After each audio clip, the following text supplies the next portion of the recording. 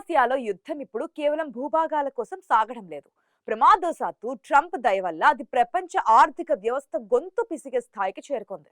Trump ఇప్పుడు Hormuz జలసంధిపై తన దృష్టిని కేంద్రీకరించడం ఒక కీలక పరిణామం. ఇరాన్ యుద్ధ ప్రభావంతో అంతర్జాతీయ మార్కెట్లో డాలర్ బలపడుతుంటే భారత రూపాయి విలువ చరిత్రలో ఎన్నడూ లేని విధంగా పడిపోతోంది. ఇది మన దేశానికి ఏమాత్రం శుభసూచకం కాదు. దిగుమతి చేసుకునే ప్రతి వస్తువు ధర ఆకాశాన్ని తాకుతోంది. ఇరాన్ యుద్ధం మొదలైన 2 వారాల తర్వాత అమెరికాకు ఒక విషయంలో స్పష్టత వచ్చింది.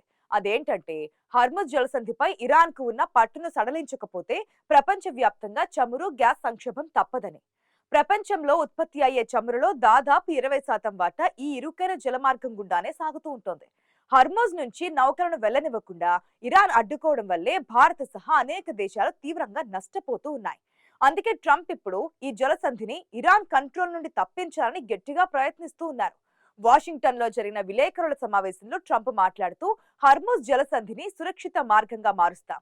చైనా, యూకే, ఫ్రాన్స్, జపాన్ వంటి దేశాలు తమ యుద్ధ నౌకలను పంపండి అని పిలుపునిచ్చారు. ఇప్పటికే బ్రిటన్, ఫ్రాన్స్ దేశాలు తమ యుద్ధ నౌకలను సిద్ధం చేస్తున్నట్లు సమాచారం అందుతోంది. మరోవైపు ఇరాన్ సైన్యం మార్చి 14న ఒక భయంకరమైన ప్రకటన జారీ చేసింది. యుఏఈలోని అమెరికా స్థావరాలే మా తదుపరి లక్ష్యం అని హెచ్చరించింది. దుబాయ్, అబుదాబి వంటి నగరాల్లో అమెరికా మిలిటరీ స్థావరాలు ఉన్నాయి కాబట్టి అక్కడి ప్రజలు సురక్షిత ప్రాంతాలకు వెళ్లిపోవాలని ఇరాన్ కోరింది. ఇది గల్ఫ్ ప్రాంతంలో భయాందోళనను పెంచుతోంది. మన దేశానికి సంబంధించి దుబాయ్ ఫ్రీ ట్రేడ్ జోన్ అత్యంత కీలకమైనది. అక్కడ దాడులు జరిగితే మన ఎగుమతులు కుప్పకూలుతాయి. ఇరాన్ ఆర్థిక రంగానికి వెన్నుముకగా భావించే కర్గ్ ఐలాండ్ పై అమెరికా దాడులు జరపడం వల్ల ఇరాన్ మరింత పంతంతో ప్రతీకార దాడులకు సిద్ధమవుతోంది. హర్ముజ్ జలసంధి మూసివేతతో ప్రపంచం ఇప్పటికే వణికిపోతూ ఉంటే ఇప్పుడు మరో జలసంధిపై కూడా సంక్షోభ మేఘాలు కమ్ముకుంటున్నాయి. యెమెన్ కేంద్రంగా పనిచేసే ఇరాన్ మద్దతు గల హౌతీ మిలిటెంట్లు ఇప్పుడు బాబ్ ఎల్ మండేబ్ జలసంధిని తన ఆధీనంలోకి తీసుకుంటామని హెచ్చరిస్తున్నారు. ఎర్ర సముద్రాన్ని హిందూ మహాసముద్రంతో కలిపే ఈ మార్గం ప్రపంచ వాణిజ్యానికి కీలకమనే చెప్పాలి. ప్రపంచం మొత్తం వాణిజ్యంలో దాదాపుగా 12% ఈ మార్గం గుండానే జరుగుతోంది. రోజుకు సుమారుగా 8 మిలియన్ బ్యారెర్ల చమురు, సహజ వాయువు ఇక్కడి నుంచే రవాణా అవుతాయి.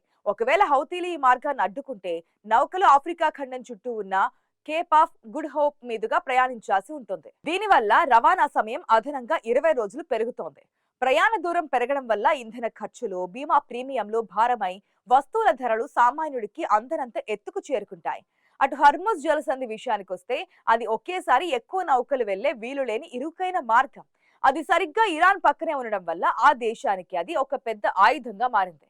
సముద్రంలో మందు పాత్రలను వేయడం ద్వారా ఇరాన్ అగ్రరాజ్య నౌకలను భయపెడుతోంది. అమెరికా దగ్గర ఖరీదైన యుద్ధ నౌకలు ఉండొచ్చు, కానీ ఇరాన్ దగ్గర చవకైన డ్రోన్లు, మందు పాత్రలు ఉన్నాయి. కేవలం 10-12 మందు పాత్రలు వేస్తే చాలు, ఏ నౌక అటువైపు వెళ్లే సాహసం చేయదు కదా. అమెరికా అధికారులు వీటిని తొలగించడానికి ప్రయత్నిస్తున్నప్పటికీ దానికి నెలల సమయం పట్టే అవకాశం కనిపిస్తోంది. ఈలోపు ఇరాన్ తన క్షిపణులతో పైచేయి సాధిస్తోంది. రక్షణ వ్యయాల పరంగా చూస్తే ఇరాన్ కు ఖర్చు తక్కువ, కానీ అమెరికాకు మాత్రం నష్టం భారీగానే ఉంటుంది. ఇరాన్ అమలు చేస్తున్న ఈ యుద్ధ తంత్రం ఇప్పుడు అమెరికాకు పెద్ద తలనొప్పిగా మారింది. ఈ జలసంధుల వద్ద జరుగుతున్నటువంటి ఆట ప్రపంచ ఆర్థిక వ్యవస్థను భారీ మాంద్యంలోకి నెట్టేలా కనిపిస్తోంది. హర్ముజ్ జలసంధిపై ఇరాన్ పట్టు ఎంత బలంగా ఉందో అర్థం చేసుకోవాలంటే ఆ దేశం వాడుతున్న సాంకేతికతను గమనించాలి. ఇరాన్ దగ్గర 2000 నుంచి 6000 వరకు నావల్ మైన్స్ అనబడే సముద్ర మందు పాత్రలు ఉన్నాయి. వీటిలో contact mines, bottom mines, China నుంచి తెచ్చుకున్న అత్యాధునిక రాకెట్ ప్రొఫైల్డ్ మైన్స్ ఉన్నాయి. ఇవి సముద్రం అడుగున ఉండి ఓడ వచ్చినప్పుడు కలిగే అయస్కాంత పీడన మార్పులను గుర్తించి వెంటనే ట్రిగర్ అవుతూ ఉంటాయి.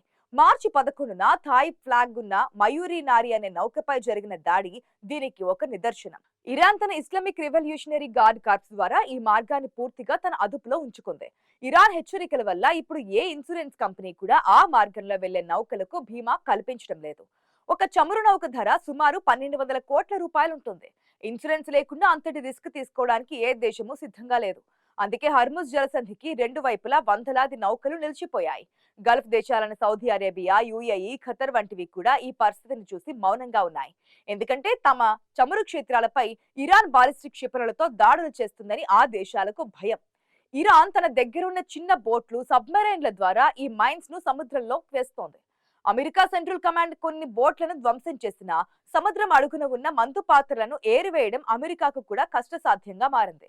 ఒకవైపు ఇజ్రాయెల్, అమెరికా కలిసి ఇరాన్ చమురు క్షేత్రాలపై దాడులు చేస్తున్నాయి. దీనివల్ల ఇరాన్ మరింత రెచ్చిపోయి జలసంధిలను దిగ్బంధం చేస్తోంది. మన ఇండియాకు ఇది పెద్ద దెబ్బ. ఎందుకంటే మన చమురు అవసరాలు 70% గల్ఫ్ నుంచి తీరుతూ ఉంటాయి. యుద్ధం ఇలాగే కొనసాగితే మన దేశ జీడీపీ 2% పడిపోవచ్చని ఆర్థిక నిపుణులు హెచ్చరిస్తూ ఉన్నారు. ఇరాన్ విదేశాంగ మంత్రి అబ్బాస్ అరాగ్చి చేసినటువంటి వ్యాఖ్యలు యుద్ధ గమనాన్ని మరో మలుపు తిప్పాయి. హర్ముజ్ జలసంధి అందరికీ ఓపెన్, కానీ అమెరికా, ఇజ్రాయెల్ నౌకలకు మాత్రం ప్రవేశం లేదు అని ఆయన స్పష్టం చేశారు. అంటే ఇరాన్ కేవలం తన శత్రువులను లక్ష్యంగా చేసుకుంటే ఇతర దేశాలకు తాము ఆటంకం కలిగించడం లేదని ప్రపంచానికి చెప్పాలనుకుంటోంది. కానీ యుద్ధ భయంతో చమురు ట్యాంకర్లు ముందుకు రాకపోతే దానికి ఇరాన్ బాధ్యత వహించదు అని చెప్పడం ద్వారా పరోక్షంగా హెచ్చరికలు జారీ చేసింది. ఈ యుద్ధం వల్ల మన నిత్య జీవితంలో ఇప్పటికే అనేక మార్పులు కూడా వచ్చాయి. వంట గ్యాస్ కొరత ఏర్పడింది. పలు దేశాల్లో పెట్రోల్ ధరలు పెరగడం వల్ల రవాణా ఖర్చులు పెరిగి నిత్యావసరాల ధరలు ఆకాశాన్ని తాకుతున్నాయి. మన దేశం విషయానికి వస్తే ఆంధ్రలోని విశాఖ పోర్టు నుండి ఎగుమతులు భారీగా తగ్గిపోయాయి. గల్ఫ్ లో ఉన్న భారతీయ ఎన్ఆర్ఐలు తమ భద్రత గురించి ఆందోళన చెందుతున్నారు. యుద్ధం ఇప్పుడు కేవలం బాంబులకే పరిమితం కాలేదు, అది ప్రతి సామాన్యుడి జేబుకు చిల్లు పెడుతోంది. గత 15 రోజుల్లో 10కి పైగా దేశాలు ఈ యుద్ధంలో ప్రత్యక్షంగానో పరోక్షంగానో భాగమయ్యాయి. ట్రంప్ తన వ్యూహంతో ఇరాన్ ను లొంగదీయాలని చూస్తుంటే ఇరాన్ తన దగ్గరున్న వింత వింత ఆయుధాలతో ప్రపంచ వాణిజ్యాన్ని స్తంభింపచేస్తోంది. శాంతి మార్గమే ఈ సమస్యకు ఏకైక పరిష్కారమని ప్రపంచ దేశాలు గుర్తించాయి. లేదంటే బాబెల్ మండేబ్ జలసంధి, హార్ముజ్ సంక్షోభం కలిసి ప్రపంచాన్ని కోలుకోలేని ఆర్థిక మాంద్యంలోకి నెట్టేస్తాయి. సముద్ర మార్గాలు మూతపడితే అది కేవలం ఇంధనానికే కాదు, ఆహార భద్రతకు కూడా ముప్పుగా మారుతోంది. పశ్చిమాసియాలో రాజుకున్న ఈ నిప్పు ఆరకపోతే దాని వేడి యావత్ ప్రపంచాన్ని దహించి వేస్తోంది. ప్రస్తుత పరిస్థితుల్లో దౌత్యపరమైన చర్యలే శరణ్యమంటున్నారు విశ్లేషకులు.